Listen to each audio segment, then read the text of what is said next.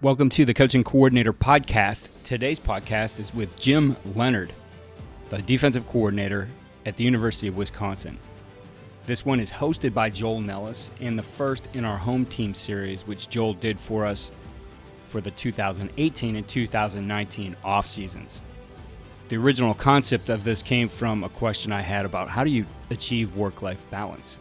And we seem to be getting the same questions, and I felt it was something we could probe into more. And Joel Nellis came along and asked if he could help me with that one and host a podcast with coaches that focused on exactly that, their home team. So he created the home team series for us, did an excellent job with his guests. We've already aired one from the archives with Sean Lewis a couple weeks ago. I suggest you go back and listen to that one. Tremendous tips from him on how he keeps his focus on the things that are really a priority in life first: your family, your faith, your health. And so this one today is with Jim Leonhard from Wisconsin. I know it's one you'll enjoy. Keep tuning into the Coaching Coordinator Podcast. We have a lot of new things coming up here in November. And follow me on Twitter at Coach K. Grabowski, as well as check out our new website for the podcast, coachandcoordinator.com. Today on the show, we're going to start the first of our series of podcasts with our guest host, Joel Nellis, who's a high school football coach in Wisconsin and a former Wisconsin Badger. In this episode, we're really addressing the question of how do you achieve work-life balance. And through the interviews that Joel conducts, you're going to see that he touches on a lot of the topics that we always don't have the best answers for. After listening to these podcasts, I know you're going to have something great to take away from each one of them. So let's kick this one off with University of Wisconsin defensive coordinator, Jim Leonhard.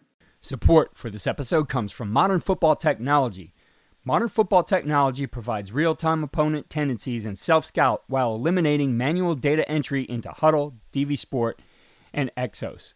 If you're tired of tools that are time-consuming to learn and perform inconsistently at best, then we recommend Modern Football for a fresh perspective.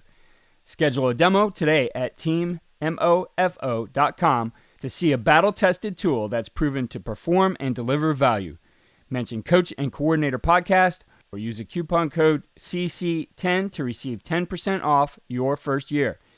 And listen to our recent episode featuring Folsom High School defensive coordinator Jordan Ersick to learn more about how the 2023 California State Champion uses modern football to dominate their opponents.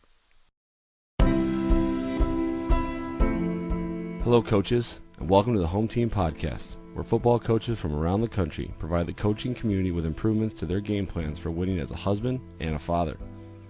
Today we're going to be speaking with defensive coordinator at the University of Wisconsin, Jim Leonhard. Jim Leonhard joined the Badger coaching staff as a defensive backs coach in 2016. He became defensive coordinator less than a year later and went on to be named a Broyles Award finalist, presented to the nation's top assistant coach in his first season running UW's defense. In the first season under Leonhard's direction, the Wisconsin defense once again was one of the most complete and high-performing units.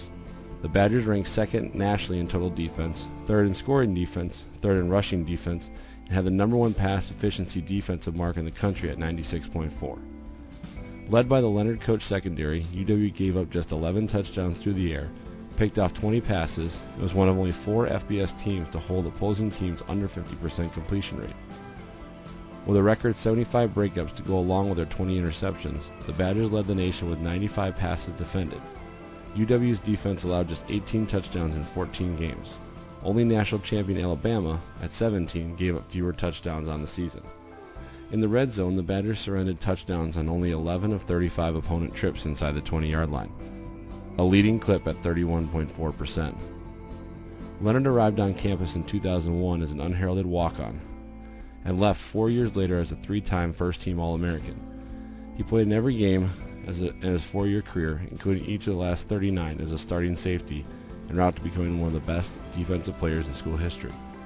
Though he went undrafted, Leonhard put together a 10-year NFL career with Buffalo, Baltimore, the Jets, Denver, New Orleans, and finished off in Cleveland.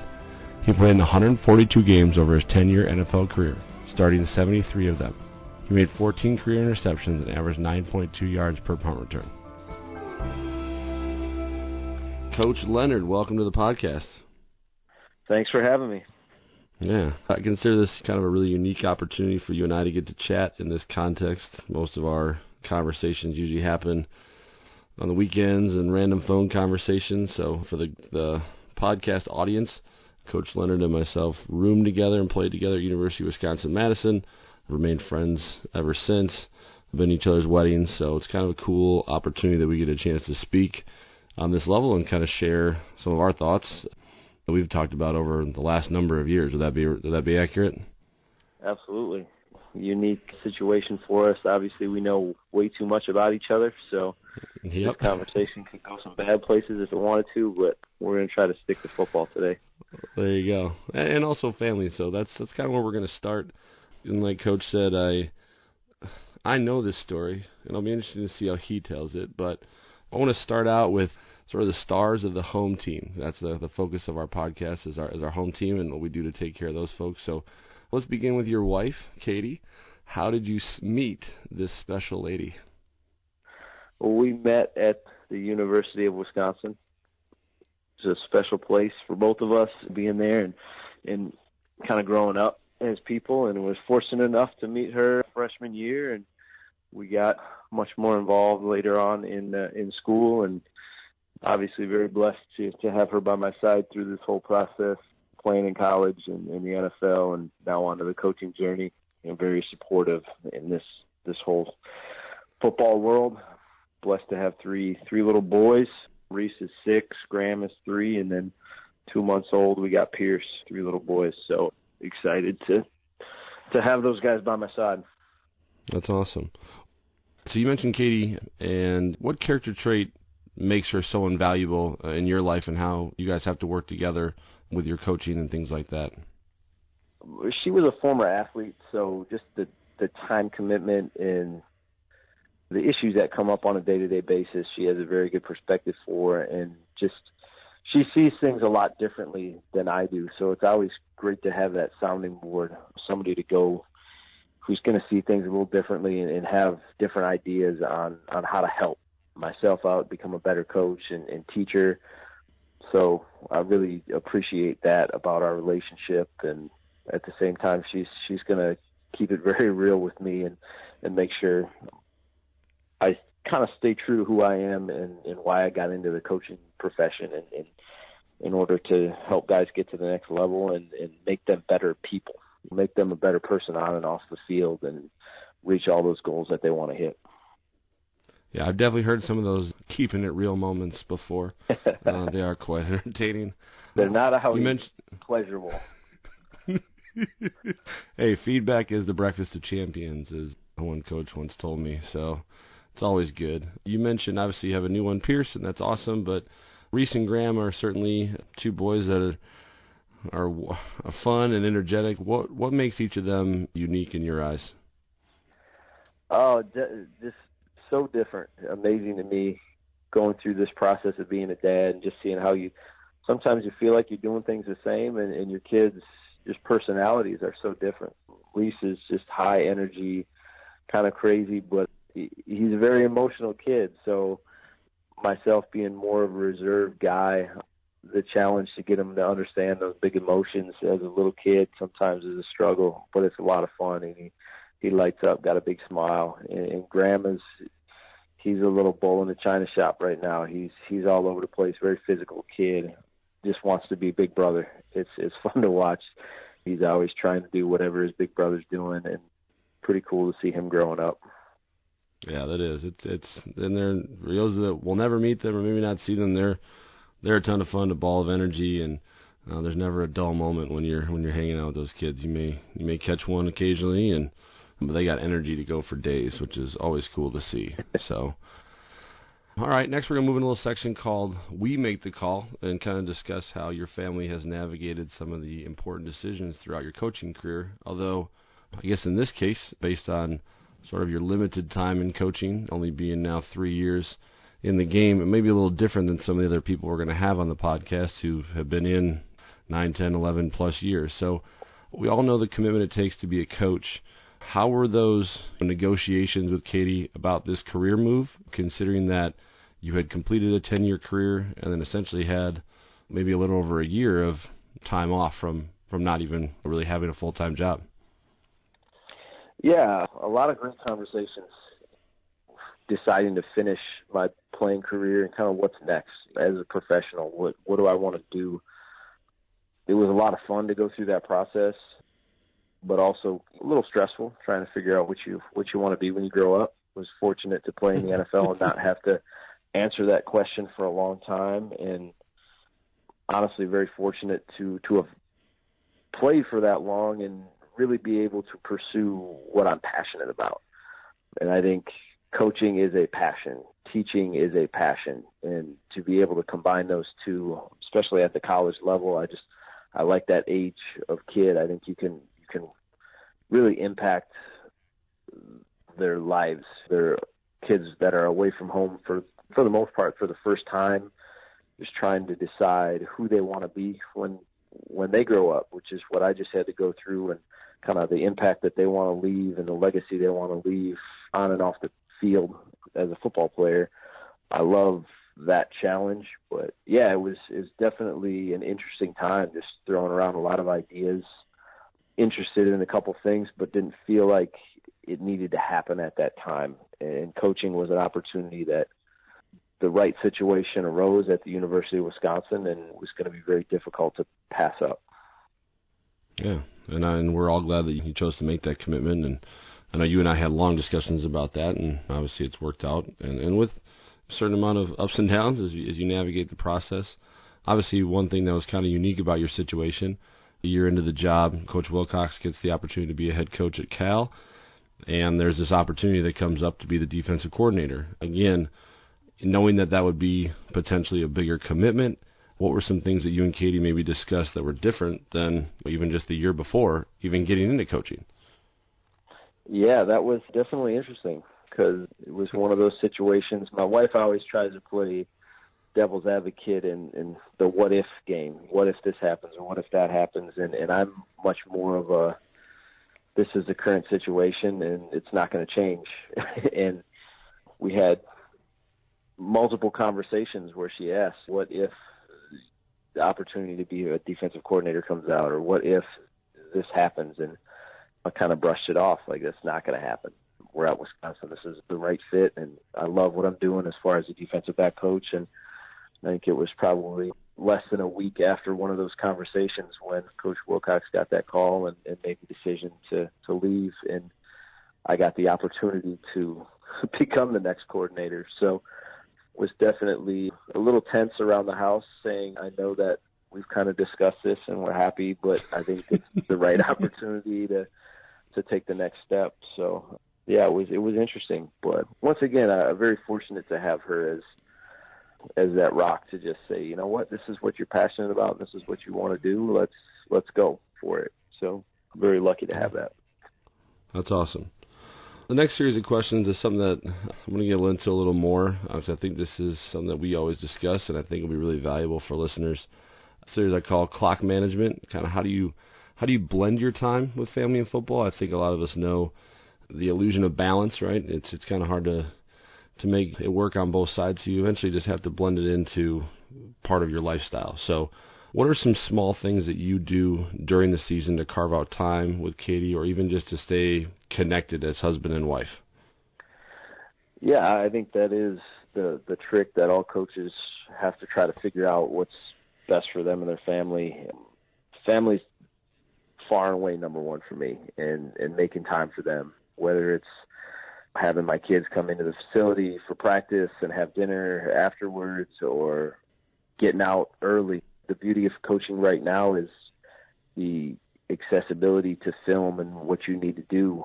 It's very mobile, so able to go home and get a lot of work done, whereas maybe I can go home a little early and see the kids and just sit down with my wife for a little bit, and then when they go to bed or whatever, I get back to work. And I think that's something that's changed in the last handful of years. As a player, there was that shift when all of a sudden everything's iPads and online, things like that. So just trying to find that balance is definitely the tricky part about it. But if it's important to you, you're going to make it happen. And I need that in my life. It really grounds me. It makes me a better coach, in my opinion. So I got to find those times throughout the day to make those phone calls and FaceTime with the kids and different things like that, because I think it helps put a perspective on what we're doing. Sure. You talked about a couple different things that you may do occasionally, whether it's the kids coming to have a meal with you.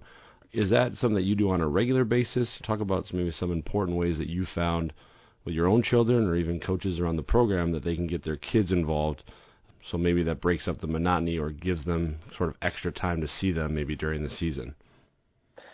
Yeah, very fortunate. Coach Chris is very family-friendly, so having those guys run up and down the halls every once in a while is a good thing, and it breaks up the monotony of the day, and very fortunate to have a head coach that allows us to do that. 2 years ago, my first year coaching we practiced in the afternoon, so very open to have family around for practice, for dinners, things like that. And then all of a sudden last year we switched to morning practices during the season, so it wasn't available with my son in kindergarten and things like that. My younger son was able to come a little bit. My wife could bring him, but it definitely changed things. But exactly, just trying to find whatever times it is.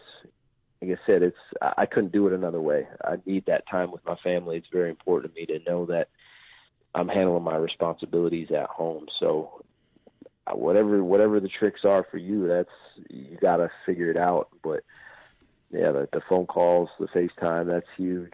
And any little time you can steal to get them in there, that's convenient and works within the structure of what your coaching staff works with. I think it's very important. All right, this next part, I said you and I were able to kind of discuss this a little more so we could get the right questions. I think you may be more of an anomaly in the current coaching world. I think that you obviously value your time at home and don't necessarily believe that being in the office at 5 and leaving at 11 is the best way to get things done. It certainly is an option for some coaches, but I think that the results you've seen, as evidenced by the success last year, maybe could give other coaches some hope that there is a better way, and that's been proved by actual results rather than just theory. So I got a couple of questions. This one I didn't discuss with you, but I thought of today. Do you think that not being a GA and going through the traditional coaching journey has made you a better coach and have better perspective on how to utilize your time? I think there's value in it, and I also see how maybe it helps me. As that GA in that traditional role, it's very time consuming, right? It's the number crunching of the football world where you're inputting data, and it's just a lot of busy work. And I think that teaches you kind of perspective. You learn the game well because just the consistency of going through that film and breaking things down. I think you learn to see the game a little bit differently. So I see that as a positive that maybe I would have learned from.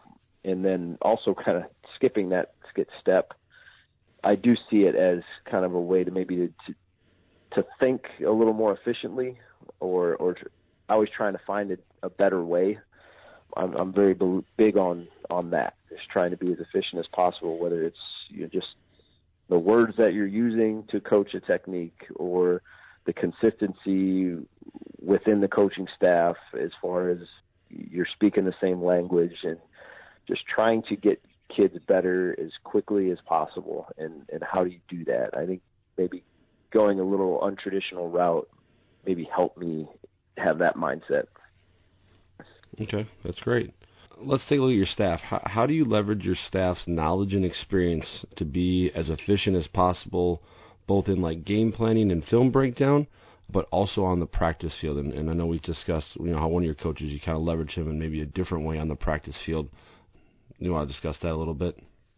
Yeah, I think it's extremely important as a coordinator to kind of know who your coaches are, how they teach, what environments you can utilize them the best way to get the most value out of them. As far as yourself, being honest with yourself as far as who you are and what your strengths and weaknesses are. Unique situation at Wisconsin right now with Bob Bostad as really being a career offensive line coach. Obviously, he has a very different perspective on defense, and just trying to utilize that in kind of all aspects, whether it's game planning, whether it's techniques and some things that maybe you think are important, and you'll chime in and be like, that really doesn't mean anything for an offensive line, or kind of what or trying to get accomplished.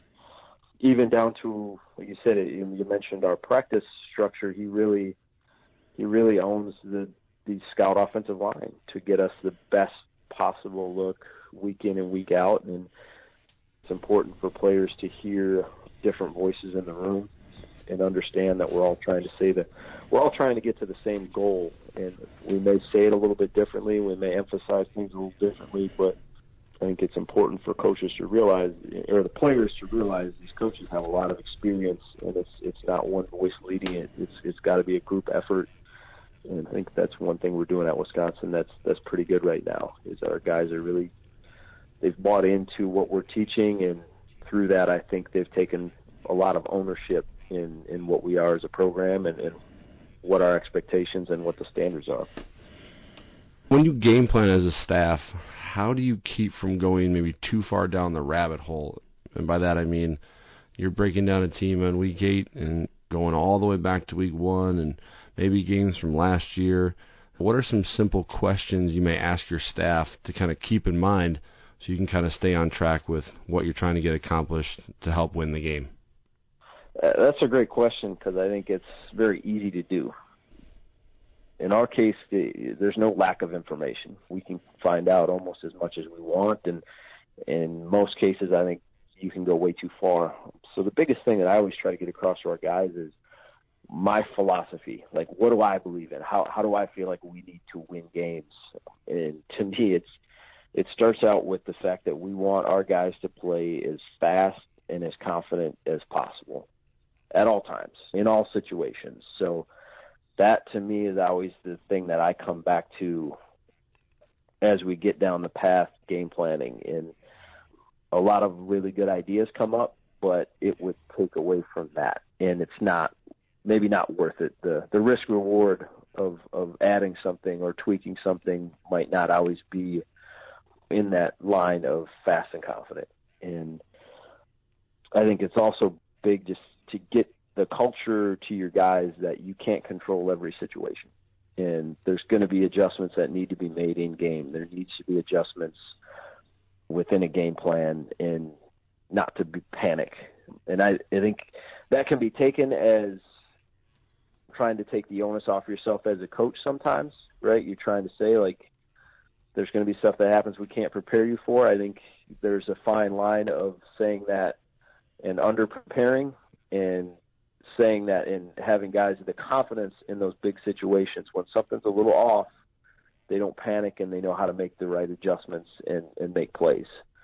So I think that is always a fine line that I'm trying to find. And I think the biggest piece of that is you got to know your team. You really have to understand your team and what they can think, and that fine line of what's too much and what's not enough for them. And I think that's something that's going to change in a lot of cases week to week with injuries, and it's very important to learn your guys and learn your depth. When a couple pieces change, how you have to change your mentality in order for them to be able to have success.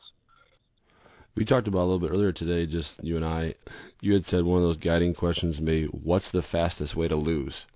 Can you talk a little about that thought process and maybe just how you evaluate as like a big picture, maybe like a macro picture of how we might, what's the fastest way we could lose this game, and then how you kind of tailor off from there? Yeah, it's maybe sounds a little too simple, but that's to me the question you always have to go back to is what's the thing that if you don't get accomplished is going to cause yourself to lose this competition? And in some cases, that is a very tricky question to ask as far as how to stop their best player, or how to contain their passing game, or a certain guy. Maybe it's the quarterback that makes it more difficult, right, when he's involved in touching the ball every play. But I think that's where you try to simplify the game. When that number one question of the easiest way to lose is very, very hard, you gotta dig in and find the right ways to give your guys chances and the change-ups off of that, and maybe you can't go much farther than that for that week. And if you feel like you got a pretty good handle on that answer, on how to contain that player or that situation, obviously that's when you can dig a little bit deeper and get a little bit more intricate in your game plan. But so I think it's a way, once again, just to become efficient. It's always understanding you got some great change-ups to what you want to do, but all of a sudden it gets away from that question number one. Well, yeah, if this guy gets the ball in that situation, we're really in trouble, and it makes something that seems like a good call a really bad one in a hurry. So I think it's that way of kind of once again, it's always, to me as a coordinator, trying to find some of those checks and balances, and that's one of the easiest one I find is just always kind of resorting back to how do you stop in all those game situations, what can beat you the fastest, whether it's a red zone, third down, normal down and distance. What are you really trying to contain and working your game plan off of that? Going back to the fast and confident comment, one thing that we've discussed before is, all right, so you install your base and you have that, and I think some coaches maybe get in the habit of, okay, well, now they know this, let's add something else, and let's add something else. They've shown they can handle it. Let's throw another piece on there. How do you work to maybe constrict that a little bit and say, you know what, this is what they're good at, and we know we can make some adjustments. Let's not throw a whole other package at them. Let's not add this, so that, again, maybe your guys can play fast and confident. How do you make that decision to maybe limit yourself? Because obviously people that know you're a very cerebral guy in terms of the football world, but how do you kind of pull back and say, well, maybe that's not going to help us win on Saturday despite what I know? And can you talk a little bit about that? Yeah, absolutely.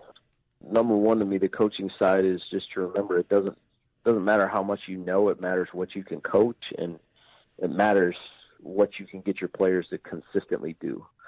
So that's the trick. If you can't get your guys to consistently do it, it's not, the details aren't there yet. So you got to pull something back. You either got to find another way to say it, another way to coach it, or scrap it altogether for a little bit until you can get it to that point. Definitely less is more type of mentality. Even though the background that I came from with Rex Ryan and all that, you'd think it'd be the opposite. I think that was his trick, was being able to teach very detailed things, and looked like chaos at times, but I think he did a good job of teaching it to at least enough guys understood it to where it really didn't seem like that big of adjustments. And the thing that I took from Rex is extremely important to have that foundation of who you are, so your team knows that. In our case, our defense knows that. And then be very open with your adjustments, your kind of complimentary calls, and why they're important, to where not only they know what your foundation is, it needs to be very clear. These 10 calls, these 5 calls, whatever that number is for you, this is the foundation of who we are. And then these complimentary calls go with that package, and they know why and when. I think that just creates the ownership. I think it creates the confidence in the group. They know why we're making some of these adjustments, and they know exactly why. You want to get to that point where they may look over and they know kind of what's coming. And maybe if it's A or B, they know it's going to be one of those calls. I think that's a very powerful point to get to as a coach. That's very powerful stuff. I think you hit everything that I think is important for a lot of folks to hear, including myself.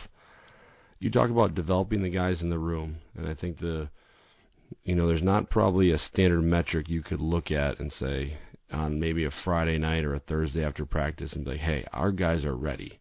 But how does the buy-in from your players in developing that room and what goals they want to accomplish and believe in, how does that, with your group specifically now at Wisconsin, obviously you had a talented group that a lot of those guys are gone and obviously had a chance now to get drafted in the NFL, but that you can feel confident that, hey, I know that they'll be ready to play on Saturdays, and I can kind of ease back and say, hey, they're going to be the ones to make this play.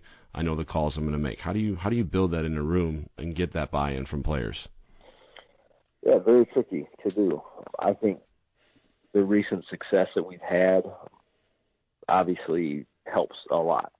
When you're winning games, it's easy to get kids to buy into what you're teaching. And I think the consistency of your message, we spend a lot of time on just what you're telling your kids. And I think that's the beauty of what we do at Wisconsin. It's very simple. We push smart, tough, and dependable. And having a true, genuine care for your teammates. And we don't like to get much past that. We think that kind of takes care of everything. You genuinely care about that locker room and the man to your left and right, and you're going to be smart, you're going to be tough, you're going to be dependable. We can count on you to lead and take this team to the next level. We don't need a whole lot of extra fluff around that. And it's simple, it's clean, it's something our guys believe in, and they've seen it work. When you have success, it's easy to get buy-in because they've seen it. When you're trying to create a culture or take something to the next level, I think it's harder to get the buy-in when they haven't seen it on a year-to-year basis. So I think that's the number one thing that we have right now at Wisconsin to get that buy-in is the consistency of what we're preaching to these kids. And they truly believe that they are the difference. It's not the scheme. It's not necessarily the coaches. It's buying in and playing for each other and playing like ultimate team football, which is a really cool thing as a coach to see, because you have special things. You have a chance to do special things when things are directed by the players, and the coaches are really there just to keep them within the white lines and make sure they're going down the right path and being men of integrity, and their actions are really matching their words. Sweet. I know that as you've had a chance to do some clinic stuff and you talk to different guys at multiple levels, is it hard maybe to not get into the comparison trap? And I guess maybe the difficult part of this question is 2 years ago you guys had a phenomenal year. This past year, obviously only one loss.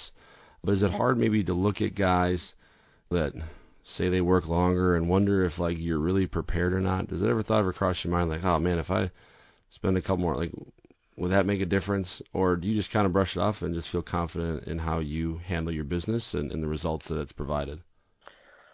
I think athletics and coaching falling in that it's big-time comparison sports. You're always looking to your left and right and kind of seeing where you stand and how you feel you stack up. And so obviously I think you want to look and go different places and talk to a lot of different people. Just see what you can pick up, maybe little tricks that guys are using to improve and to help get their team to win and be successful. With that, I think you have to truly know who you are as well, because you can definitely go down the wrong path if you don't have that confidence that you're doing things the right way as well. So I think it is a fine line of seeking more knowledge and trying to find maybe a different way to think about a problem. And I think there's power in getting in a room with a lot of people that you're dealing with the same issues, and kind of how do you think your way through it. I think that means a lot, but I think you also have to fall back on who you are and what your personality is and what you can coach confidently, what you can teach confidently. Sometimes it might be a great thing, but it's just not you. And you have to be willing to admit that and realize, well, can I tweak this and make it something I can use and so it's valuable to my team, or is that just not for me? There's a lot of ways to have success. I was fortunate to be around a lot of different coaches that did it very, very differently and had success. So I think that's helped with that philosophy a little bit. And it was fun this offseason to meet with a lot of people and kind of realize that probably 80% of the conversations we had, whether it was good and I believed in it, just wasn't going to be right for me and how I taught. And about 20% of what was talked about, I thought really could help take me to the next level as a teacher and as a coach, and hopefully as a team we can implement it and take that next step. 2 years back, you guys were playing Penn State in the big championship game. You guys had come in on quite a roll. I think you had somewhere around 12 picks in 5 games. And in the second half, Penn State had a number of big plays. Obviously, it was probably the difference in the ball game, them coming out on top. I think I jokingly said to my wife after one of those plays in our living room, like, they should fire the defensive back coach, which is, case in point, is you. And I know I called you, I think it was a couple days later, and I had thought about it a little more, because obviously it didn't go the way of Wisconsin being an alum I care, but obviously you and I talk about things on maybe a different level sometimes. And the question I asked you was, if you had been in the office for 2 more hours a night, maybe throughout the entire week, was there anything really you could have changed based on how that second half went? And you may want to answer how that question, the way you answered it to me that afternoon. Yeah, I remember the conversation. Hopefully I remember what I said. It was one of those situations where you're trying to stop the bleeding, and they're hitting you with some big plays, and we were definitely a very confident group coming into the game, and the first half said nothing different. We were on top of our game and playing really well, and all of a sudden you get hit with a couple of shots down the field, and you're trying to get off your heels. And just like a boxer, you take a punch and you're just trying to get your feet back underneath you, and we unfortunately weren't able to do that. Schematically, they create some problems. All those teams create some problems. Saquon Barkley's a different type of cat. Obviously, as you see what happened with him in the draft, I felt confident in our game plan, and I don't necessarily think it was execution even. It's making plays, and that's, I think, the thing that you ultimately have to be able to live with at the end of the day. If you feel like you're putting your guys in position to make plays, and sometimes it's not going to come out the way you want it, you reevaluate the situations you're putting them in and how to get them better at those situations. But felt coming out of that game that we were going to have to win one-on-one situations, and I thought we were in a great spot mentally and physically to do that, and unfortunately we couldn't get it done that day. So it was a game you walk out and say, you know what, I think we left it all out there, and it eats you up inside, but I think you got to feel good about putting the kids in opportunities to win. And like you said, that's more of the situation that I took out of it, was got to find a way to get them better at those situations and be able to win one-on-ones on a consistent basis. And sometimes that's the answer, and other times I think you do got to find ways to schematically help your guys out. And you have to be honest with yourself as a coach and as a coordinator when those situations arise. And I always try to let my players know, and guess what, this third down was a terrible call. Even sometimes they make it right and they make a play for you. This is really a bad call, and I appreciate you guys getting me through it. Or, obviously it's easy when you give up a big play in those situations. But I think it's important for guys to know, like, as a coordinator, you're not great either. There's times when they make mistakes, and then there's times when we can help them out. And as a coach, I think it's very important to get your guys to understand that aspect of it. It's not always as simple as, what if we executed better?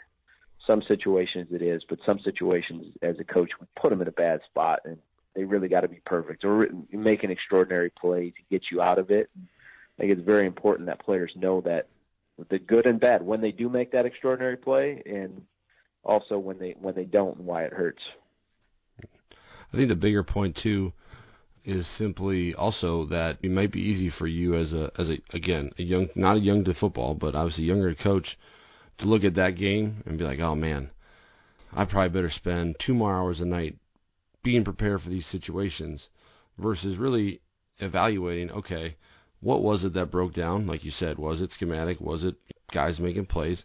And then not get caught going further down the rabbit hole on a weekly game plan, saying, all right, well, I want to make sure that this game, this situation doesn't happen again. And so I think that's kind of the cool point, is you've made those conversations, you had those conversations with yourself, with your staff, with your players, and you still function the same way. Now you're a little more efficient.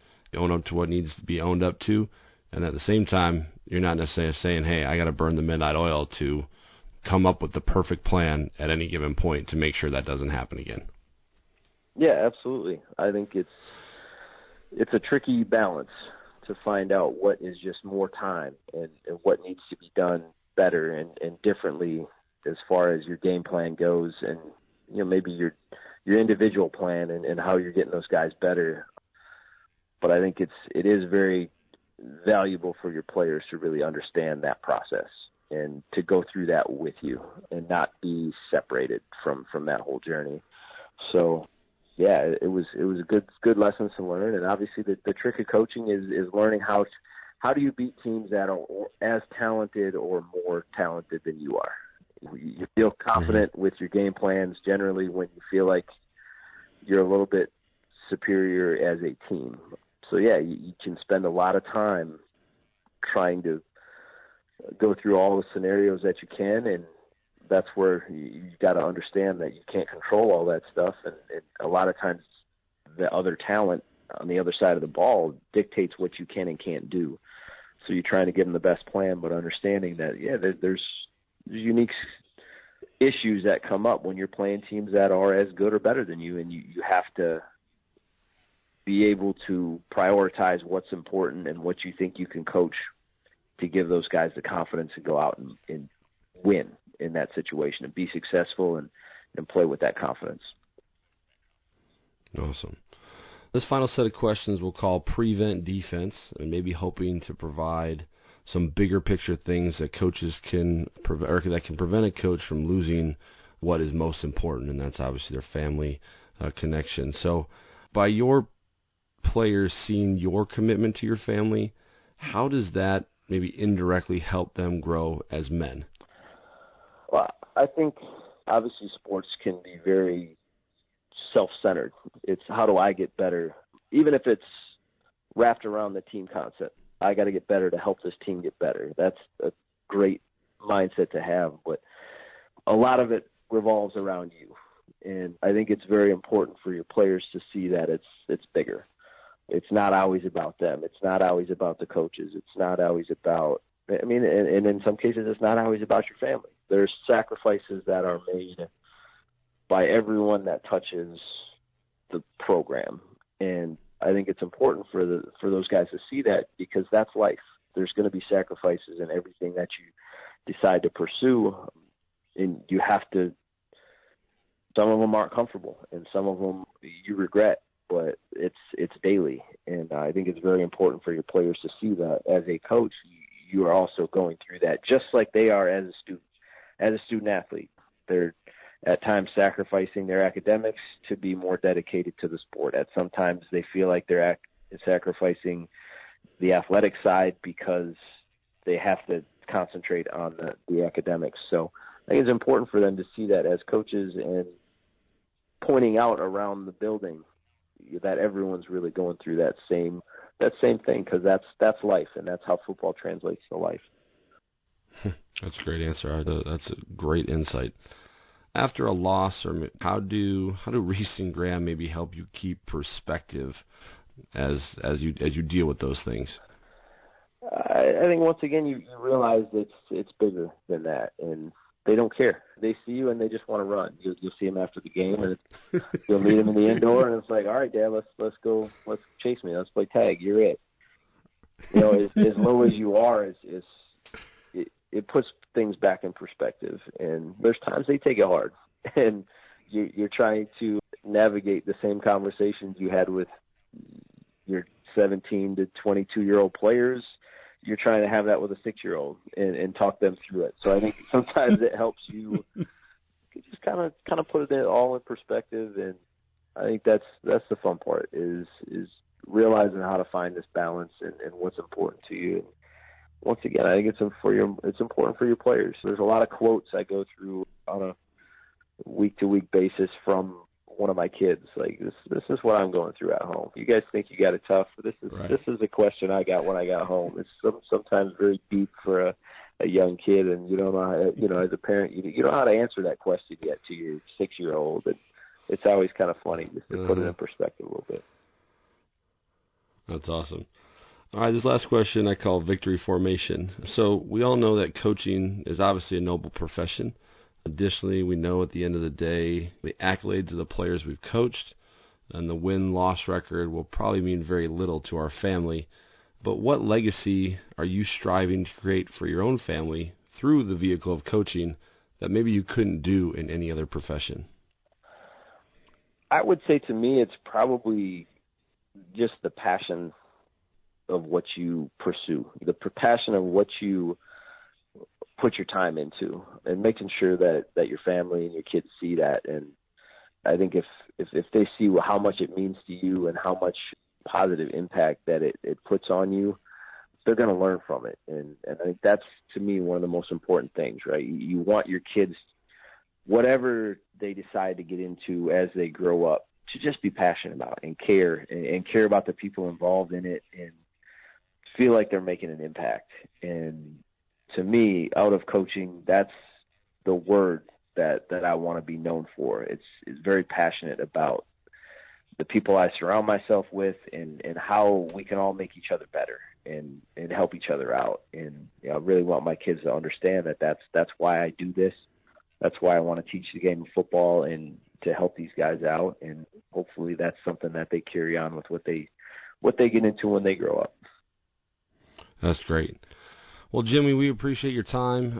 I know you're busy on the road finding the next group of Badgers, so be safe out there, and we'll look forward to connecting with you soon. Thank you. Thanks for having me. It was a great conversation.